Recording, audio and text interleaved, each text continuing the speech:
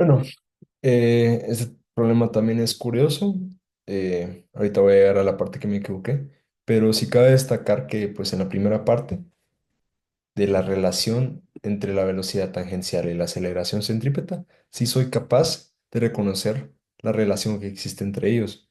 ¿Por qué? Porque encontrando la velocidad tangencial, dado el radio y el periodo, después uno es capaz de encontrar la aceleración radial o centrípeta, perdón, porque en este caso la velocidad tangencial se divide, o sea, se pone al exponente 2 y se divide por el radio. Es por ello que estos dos incisos están realmente conectados directamente. Pero de ahí es donde surgió el problema, en mi caso, porque yo me puse nervioso en el sentido de que yo no sabía el valor del ángulo.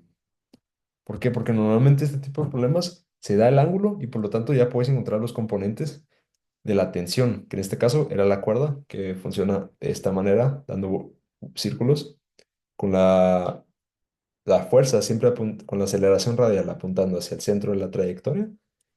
Y con el sentido de que no me daban el ángulo, pues me puse nervioso porque estaba acostumbrado a plantear este problema tratando de encontrar primero el ángulo con tal de encontrar los componentes de la tensión. Por eso es que en este problema, cabal, sí logré plantear que las fuerzas de Newton, o las leyes de Newton, sí son aplicables en el sentido que es un movimiento circular.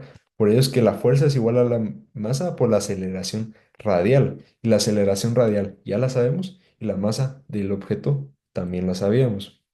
Ahora, a pesar de ello, no fui capaz de resolverlo totalmente porque me puse con el tiempo a tratar de descifrar el valor del ángulo y básicamente empecé a fumarme números, agarré el radio y como tampoco nos daban la longitud, no sabía más o menos cómo encontrar este valor, pero después de ver la resolución ya queda claro que con tal de plantear las leyes de Newton de la segunda ley es suficiente y ese fue el problema más o menos de este tipo de problema.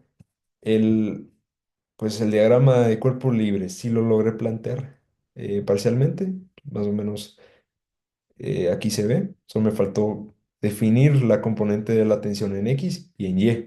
Y más o menos con eso era suficiente para poder definir y usar la segunda ley de Newton, como se ve acá. Es por ello que más o menos acá, en X sí hay movimiento y aceleración, como la tensión siempre está apuntando hacia el centro, por lo tanto, la tensión en X es igual a la masa por la aceleración radial. Aquí regresando otra vez al tema de que era un movimiento circular. Como estos dos valores ya lo sabemos, ya era capaz uno de encontrar el valor de la tensión en X. Lo mismo sucede en Y, pero como el objeto o el péndulo no se movía en forma vertical, se podía igualar a cero, que es básicamente lo que dice Newton, porque en este caso no hay una aceleración y como la aceleración es cero, masa ma no existe y no tiene movimiento vertical. Ya con eso era simple básicamente plantear las fuerzas que habían en Y, que era el peso y pues la tensión en Y. Y como el peso es masa de gravedad, pues ya era fácil de encontrar el valor de la tensión en Y. Y como ambos son componentes y vectores, ya se puede encontrar la magnitud de t, lo cual no fui capaz de hacer en el problema. Pero eh, sí, porque puedo descomponer una fuerza en componentes X y Y, sí lo sé hacer.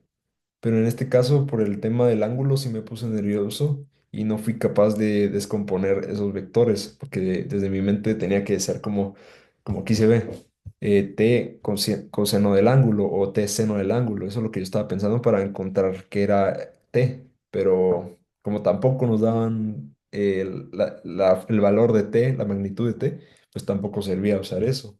Ahora ya me queda más claro que en caso de que no tengamos un ángulo, basta con definir las componentes y descomponer la tensión, porque en este caso como la tensión está en diagonal y es un vector, entonces ya solo basta con definir las componentes y eso era realmente todo. El problema no era complicado, simplemente me puse muy nervioso y...